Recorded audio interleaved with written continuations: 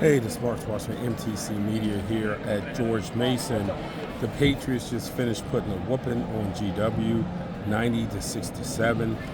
This game was never close. George Mason opened up to a big lead here. I believe at one point up 11-2, and they never ever looked back. And it was just a great effort by George Mason when you marry that with the effort that we saw out of GW, which has been an effort that has happened over probably about the last 7.5 games, I would say, for GW. This is what you can get now.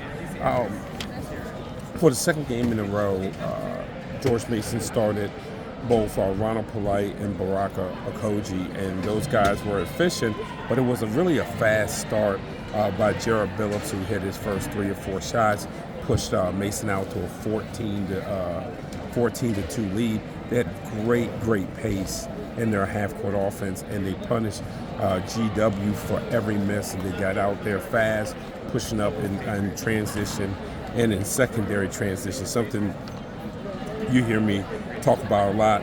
Keyshawn Hall had another solid game, 20 points, 12 rebounds, was one of 5 George Mason Patriots in double digits. Amari Kelly had 16, Woody Newton had 13, and both Austin Ball and Jared Billups had 10 points. And yes, I did say Austin Ball, and that was one of the things about George Mason breaking out to the big lead. It gave Tony Skinn a runway to get some guys in who have been competing for minutes, and either competing for minutes or competing for more consistent minutes. And that helped George Mason stay focused, because you didn't have guys out there when the league got bigger taking shots and trying to make plays as if it's a YOLO situation. You found guys who are concentrating, who are locked in, because they know they were trying to put good stuff on film so they can get playing time or earn playing time down there when games are closer. And Austin Ball was one of them. I thought he had the appropriate level of aggression when he came in the game. He shot 4 for 7, albeit 0 for 3 from three-point land, but his decision-making was really good. He was 2 for 3 from the line, and that helped. And speaking of the line, I mean, if you looked at George Washington, they attempted 1 free throw in the first half. Now, granted, they didn't have Darren Buchanan Jr., but it was still inexcusable. They settled for so much, and as the game was getting away from them in the first half, they needed the help from the free throw line. They needed to try to get downhill. That's not, you have guys like Maximus Edwards. You have to try to get downhill, and they didn't try.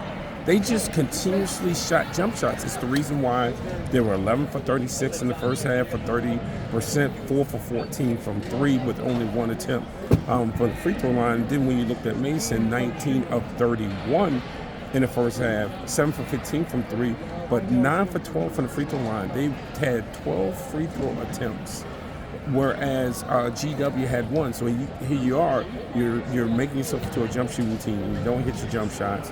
You're not trying to get downhill, and that's why the score was 54-27 at halftime. A lot of it George Washington did to themselves, and that's not to take anything from Mason, but dadgum, you have to change the tenor, and you just can't keep saying this is who we are. It's not to say, oh, you're supposed to draw up some magical play like this is a movie or do things that you're not practiced. That's not it. There are ways to get downhill in your natural actions if you're committed to it. And George Washington wasn't committed to it, nor were they committed to the defensive side of the game, of the court. George Mason shot 61.3% in the first half and 51.7% in the second half. Where are you trying to defend GW if you're giving up those numbers? And I mean, a lot of these shots were difficult.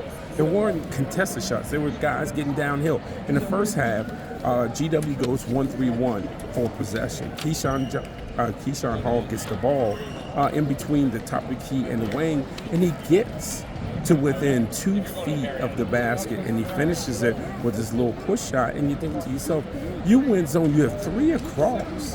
How does he just on a simple drive get to the front of the basket?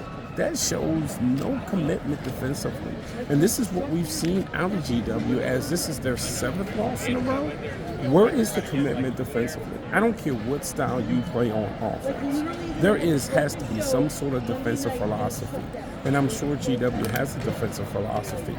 They just don't show it. Because right now the defensive philosophy looks like a turnstile.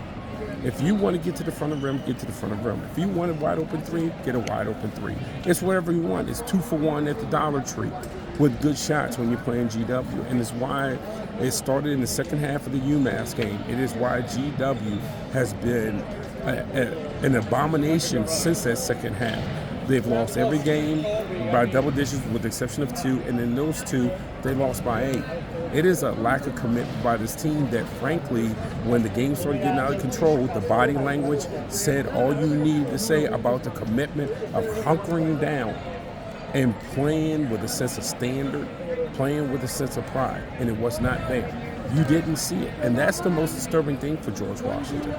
Is that, yes, you're going to have games like this. Yes, you know you're without a guy who averages 15.5 points a game. But then that's when you're supposed to lean on other things. You have Gary Johnson. You have James Bishop IV. You have Maximus Edwards. This is not a one-person team. And that's not to say they should have won, but what they should have been was they should have competed more.